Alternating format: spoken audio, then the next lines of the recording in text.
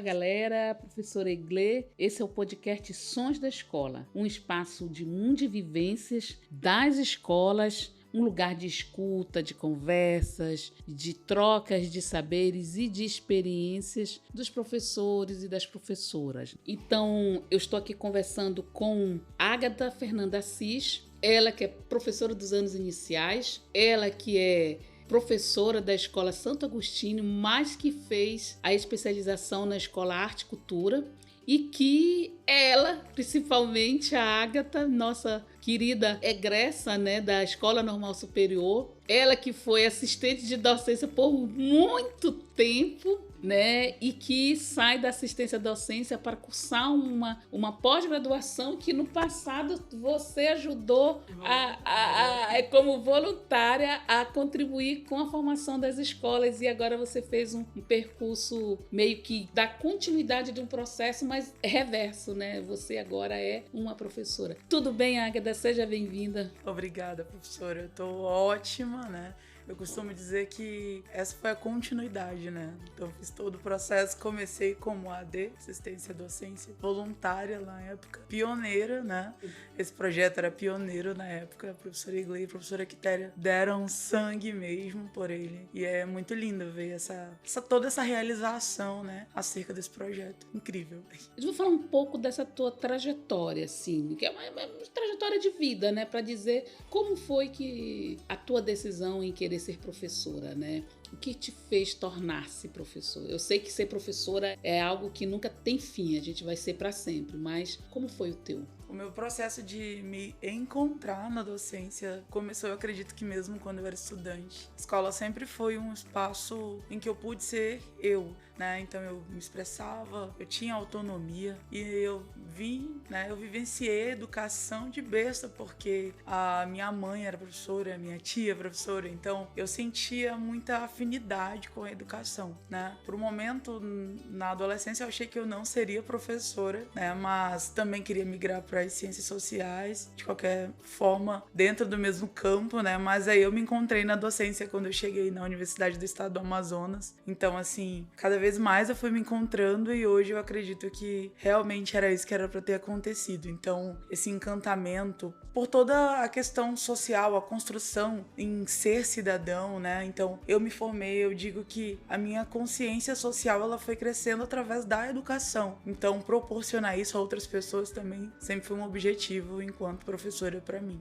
Bacana que tu sai da graduação e imediatamente entra para pós-graduação, para esse projeto Oficina de Formação em Serviço, que é um curso de especialização em gestão de projetos e formação docente. É um outro conceito de formação, é uma formação continuada, é uma formação que se dá no chão da escola. Qual a importância disso para você? Nossa, assim, é grandioso, né? Quando eu explico para os outros colegas que já estão atuando na CEMED, né, que é a rede em que eu atuo, a rede municipal, ninguém acredita que realmente exista, até que conheça o projeto. Então, assim, estudar, né, ter uma formação continuada, aproximar o professor do campo de pesquisa, da academia, né, para professores que estavam muito distantes da universidade, possibilitar isso para mim é grandioso, assim. Então, toda a estrutura do projeto, a organização, sempre me chamou muita atenção. Então, eu acredito, assim, que a partir do momento em que a academia vai para a escola, para o chão da escola, a gente pode aprender a partir dos diálogos, das trocas de experiência, aprender ali no nosso campo, né, vivo ali de interação com a sala de aula, que é a escola, e também, né, tornar a escola esse espaço de aprendizagem contínua, né, que não tá ali estático, parado, tá em constante mudança e que a gente tá trazendo o professor pro campo teórico também. Então ele tá aprendendo através da teoria e também ali associando diretamente com a prática, porque tá acontecendo na escola. Além de ser também, né, viável para todos os professores, que às vezes eu tiro por mim mesma, assim, eu sempre falei assim, nossa, deve ser complicado, né, o deslocamento, pensar numa logística de especialização às vezes não é fácil, então possibilitar isso para o professor também é maravilhoso, assim, então todo o projeto é sensacional. Eu acredito que isso deu certo justamente por estar numa escola, por a gente estar vivenciando ali o contexto social real, né, partindo da realidade dos professores, então só eu acredito nisso, né.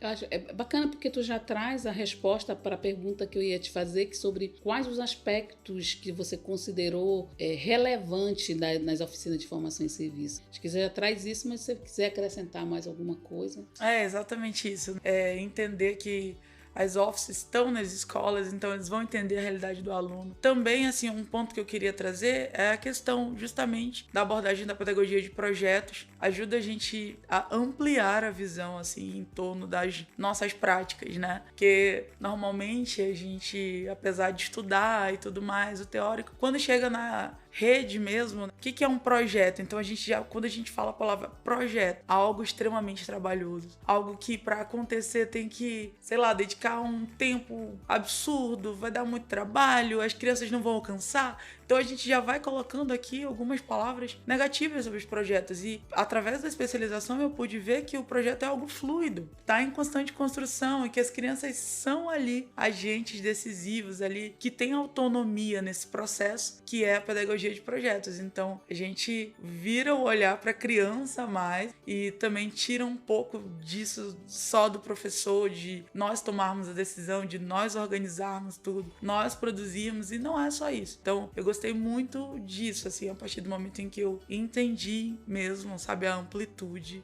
da pedagogia de projetos através da especialização. Qual foi o projeto que tu desenvolveu com as crianças? O que eles escolheram? Eles escolheram, quando a gente fala em projeto para as crianças, coisas que eles gostam, né? Eles já falam em jogos, games. Então, o que eu trouxe, né? Eu trouxe uma perspectiva interdisciplinar dentro de jogos. Então, a gente trabalhou raciocínio, né? Raciocínio lógico, matemático, a partir da gamificação. Então, eles produziram jogos, né, trabalhando o que eles tinham dificuldade, que eu identifiquei enquanto professora. Qual é o nível de ensino? Quarto ano. Quarto ano. Isso, quarto ano do ensino fundamental. Então são crianças ali que estão no auge da curiosidade, né? Toda criança é curiosa, mas assim, eu digo que os meus alunos são muito curiosos, então eles foram totalmente envolvidos por mim, então eu apresentei para eles a possível temática, eles gostaram e eles falaram, não, nós queremos jogos, então vamos trabalhar jogos dentro dessa perspectiva, né? Então eu trouxe muito essa questão socioambiental, eles elaboraram jogos mais com materiais recicláveis e aí eles trabalharam coisas que eles gostavam do dia a dia, charadas, piadas, jogos de tabuleiro, né? E eles foram dando ideias,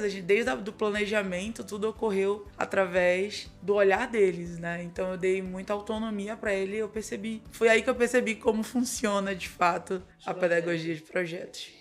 É uma questão assim, você está numa escola, Santo Agostinho, o que é mais desafiante para o trabalho docente nessa escola ou qualquer outra? Eu acho que em todas as escolas, né, assim, quando eu cheguei na escola pública, eu passei alguns anos na rede privada, então assim, o principal impacto que eu senti foi justamente essa questão, a carga que eles trazem de casa. Eu sempre estudei que o aluno, ele não é uma folha em branco, que o aluno, ele tem peculiaridades, todos os alunos são diferentes. Eu já tinha ciência disso, eu tenho teorias e eu já tinha todo o arcabouço teórico a respeito disso, mas na prática, assim, é algo que me emociona muito, porque às vezes a gente quer trabalhar, só quer trabalhar, ensinar, e aí você chega e se depara com uma situação, que te escancara. Nossa, professora, eu não vim pra aula ontem porque a minha família teve uma situação de violência, eu não comi, e essas coisas, e aí é que cai a nossa realidade, né? Cai a criança, cai a ficha. Criança é isso, ela vem pra cá, às vezes ela não consegue ler, aprender, porque ela não é questão de apoio, às vezes eles estão se preocupando com o básico, a alimentação, às vezes é o amor, né, mesmo da família, não tem esse cuidado. Então assim, o que tem por trás daquela criança, sabe? Então acho que essas situações assim problemáticas, hoje eu acho que acredito assim que são os principais desafios, né? E atrelado a isso, claro, que tem situações da própria rede de ensino que às vezes a gente tem que cumprir algumas metas que são inalcançáveis, e aí a gente quer trazer a realidade do aluno, a gente prioriza o aluno e pensar em toda essa ideia que nós temos, né, de plano, de meta, às vezes isso é bem irreal. Mas acho que assim, número 1,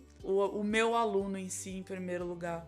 Então essas situações são desafiantes, mas ao mesmo tempo, quando a gente supera, quando eu contribuo de alguma maneira para eles, ao mesmo tempo eu também fico feliz em trazer alguma contribuição. Já respondeu, né, a próxima pergunta, o que te dá prazer, né, com esses alunos? Sim, é justamente isso, né, quando eu percebo que eu consigo motivá-los mesmo com tantas situações adversas, eu consigo conquistar a confiança deles, porque tem muito disso. Às vezes eles não veem na figura do professor uma pessoa confiável, então quando os meus alunos chegam e confidenciam alguma coisa, às vezes me chocam as coisas, mas ao mesmo tempo eu penso, eu sou uma rede de segurança para ele, uma rede de apoio, né, que ele pode contar comigo. Então isso me deixa muito feliz, né, essa relação professor-aluno. Então quando o que te torna triste também te torna feliz. Sim, olha como tá entrelaçado. Que loucura, né? O que tu deseja para o futuro da educação? Nossa, eu desejo muita coisa, né? Mas assim, pensando muito nessa realidade das crianças, quero muito que a educação no futuro a gente possa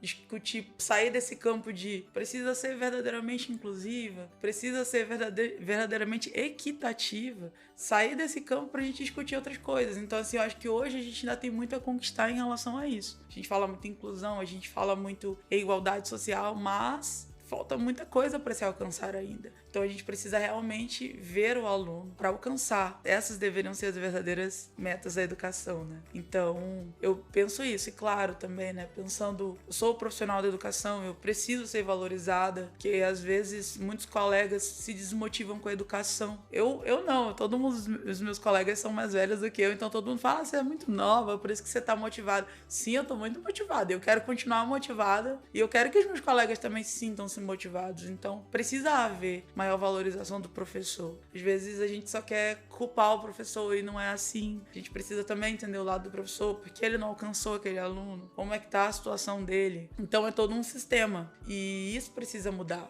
Então valorizar o aluno em primeiro lugar, o professor, pra gente ter uma educação mais realmente, né, mais verdadeira e mais dentro da realidade, que realmente é necessário para a nossa sociedade. Quando a gente fala em formação de cidadão crítico e reflexivo, a gente precisa pensar isso. É isso. Ágata, é uma alegria enorme conversar contigo. Eu que fui tua professora e te ver assim com esse empoderamento, com essa tua consciência de classe, mas com essa tua também consciência pedagógica do papel da pedagogia, da teoria, da pesquisa dentro da escola. Eu fico muito, muito honrada e feliz com a tua presença aqui. Muito obrigada. Eu que agradeço a esse espaço, né? Quando eu fui informada que eu iria gravar um podcast, no primeiro momento, eu fiquei, meu Deus, assustada. E quando falou com a professora Iglê, nossa, a professora Iglê é maravilhosa, então vai dar super certo, né? Vai. Então eu quero agradecer também aqui, né, ao meu professor formador, que é o professor Alberto, que sempre esteve ali muito atencioso, né, dando todo o suporte necessário a todo esse espaço aqui de vocês, professores, que estão movimentando o LEPET, a nossa especialização principalmente aí, que eu sei que é resultado de muita luta. Essa parceria é a CEMED, porque sem isso não seria possível, então só tenho a agradecer mesmo por esse espaço e por tudo, e pelas palavras maravilhosas que essa era. Imagina, a gente é que agradece. É isso aí, pessoal. Até a próxima.